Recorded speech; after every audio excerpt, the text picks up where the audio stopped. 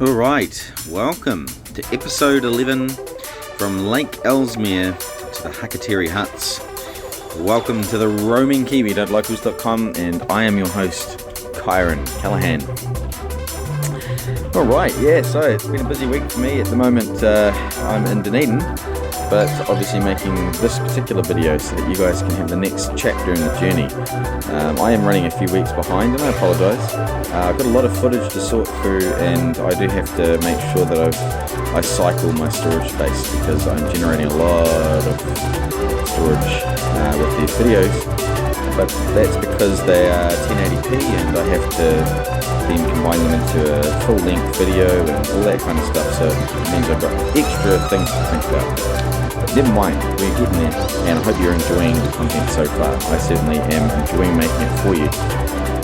So, we've just left Lake Ellesmere, and on this journey here we're going to be going on some of the coastal country land or country roads. We're going to be going through Rakaia because we have to in order to cross the Rakaia River, and at the moment we're just kind of working our way up through all the country lanes down towards the Lake Ellesmere area, and it's been a good stay. I had a lot of chance to go and walk the dog, and he enjoyed himself out there. There was lots of room, exactly like what Ivan said, so thank you, Ivan, for giving us time about that place, for taking the dog and enjoying a bit of time outdoors with him. It was good to let him off the leash and those kinds of things.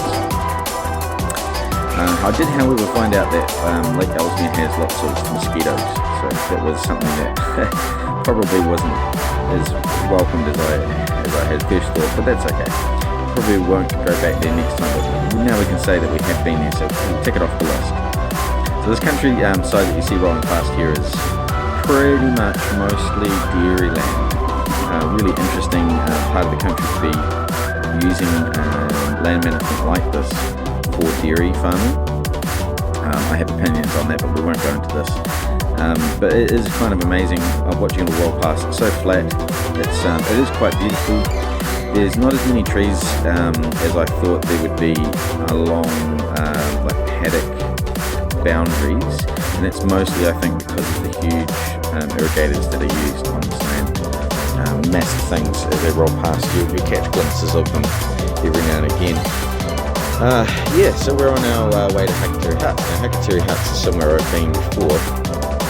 A nice spot. It's a lagoon very similar to Milk Lagoon, which you've probably seen the episode on. And it has a good spot for whitebaiting, and although I don't whitebait, I do like to watch the whitebaiters work the river in the mornings. So I think we're coming up to Rakaia shortly, so we should be crossing the river and the Rakaia River soon, which is one of the largest banded rivers in the country. Here we go, just after we get back on the state highway run. So coming through Rakaia now, across this big long bridge, big banded river that goes past, as you can see here. Look at it all in the background, beautiful river. And Rakaia, fairly reasonably sized little settlement. Here it is here, Rakaia, popped up there for us. I'm getting better at using this technology, folks, so thank you for your support. It is really helping me achieve that. Getting better at it, making new episodes, travelling to new places for you. So I've got some new content coming this week that I'm going to be working on as well, that hopefully you'll enjoy, getting out and about and seeing some of the sights for you, not just the travel diaries like this here on the road.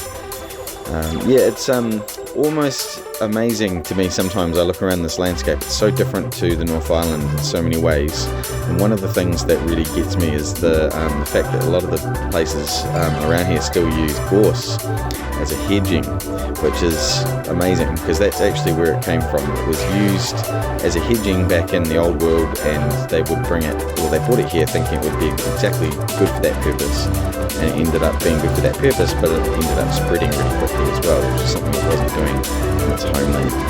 So funny that good intentions come some muck-ups, don't they? Alright, so this is a beautiful little spot.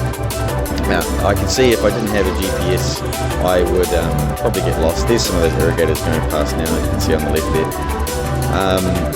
But we headed to Hakatere Huts. Now, Hakatere Huts is somewhere that I was introduced to on my first season travelling with the Extravaganza.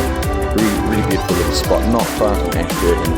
And yeah, that is where we were headed, where I was headed on this journey. So after we got to Hakatere Huts, the following episode that I'll be releasing probably in a day or two, that will be from the Hakatere Huts to Ashburton, and then from Ashburton to the next location. But yeah, Hakatere Huts, nice little spot.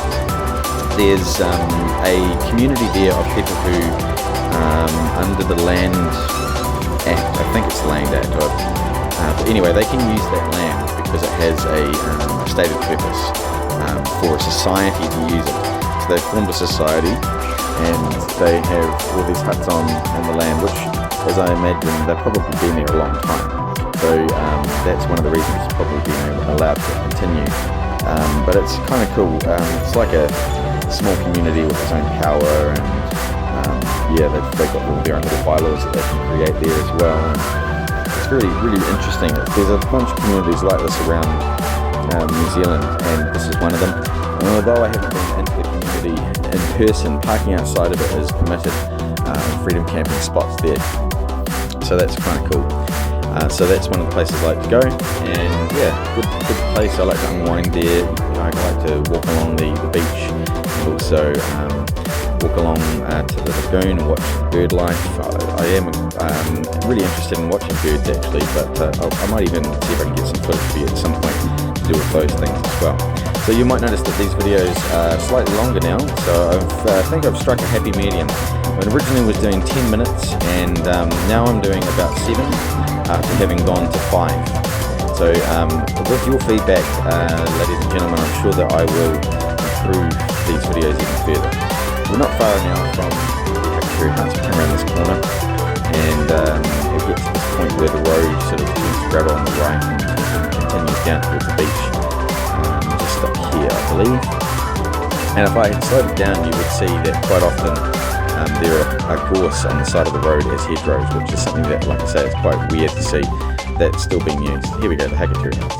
Well, thank you very much, ladies and gentlemen, for watching. I hope you have a good day, and thanks for supporting the Roam Kiwi.